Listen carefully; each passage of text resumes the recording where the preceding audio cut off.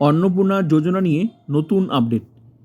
৩,০০০ টাকা অ্যাকাউন্টে ঢুকলেই বাড়ি বাড়ি গিয়ে ভেরিফিকেশন হবে। বাড়ি গিয়ে কী কী ডকুমেন্টস দেখা হবে A to Z আমি এই ভিডিওতে দেখাচ্ছি। তাই ফর্ম ফিল আপের সময় অরিজিনাল তথ্য দেওয়া উচিত। তো আমি দেখাচ্ছি কীভাবে ভেরিফিকেশন হবে। এই ফর্মেটে কিন্তু ভেরিফিকেশন হবে, এই ফর্মেটে বাড়ি বাড়ি গিয়ে। তো যে টাকা পেয়েছে তাদের সবার বাড়িতে কিন্তু যাওয়া হবে। মানে অ্যাকাউন্টে টাকা ঢুকলেই কিন্তু সময় করে অবশ্যই লোক যাবে, বাড়ি বাড়ি গিয়ে ভেরিফিকেশন করবে। তো এরকম ফর্ম্যাটেই কিন্তু ভেরিফিকেশন হবে। এখানে আবেদনকারীর নাম, আধার নম্বর, ঠিক আছে, মোট বাড়িতে কতজন সদস্য সংখ্যা, সেগুলো ভেরিফিকেশন করবে। মোট কথা যে যারা টাকা পাচ্ছে তারা আদৌ বাস্তবে আছে কি না সেটা দেখবে, যার জন্যই হচ্ছে এই ফর্ম্যাটে ভেরিফিকেশন করবে। তো আবেদনকারী নাম, তারপর আধার নম্বর, মোট সদস্য সংখ্যা, যে বাড়ি থেকে ফর্মটা ফিল আপ করা হয়েছে সেই বাড়ির সদস্য সংখ্যা কতজন টাকা পাচ্ছে, পুরো A to Z।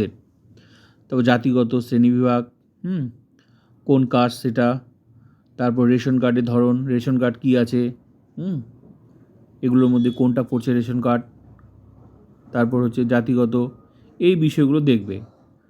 তারপর বাড়ির ধরন, কাঁচা বাড়ি, আধা পাকা, পাকা বাড়ি, যাই হোক যেভাবে আছে সেভাবে। মোট কথা এই ফর্ম্যাটে কিন্তু যারা টাকা পাচ্ছে ভেরিফিকেশন করবে বাড়ি গিয়ে।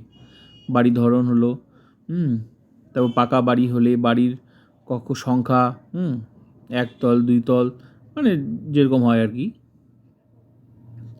পরিবারের মোট জমির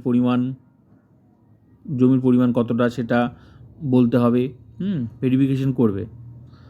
তারপর হচ্ছে পরিবারের মোট বার্ষিক আয়, সেটা বলতে হবে বছরে কত আয়। পরিবারে কেউ সরকারি চাকরি করে কি না, হ্যাঁ না। তারপর পরিবারে কেউ সরকারি পেনশন পায় কি না। পরিবারের কারো ইনকাম ট্যাক্সের আওতায় আয় আছে কি না। পরিবারের কোনো ব্যক্তিগত যানবাহন মানে 4 চাকা আছে কি না, এই বিষয়গুলো কিন্তু দেখবে।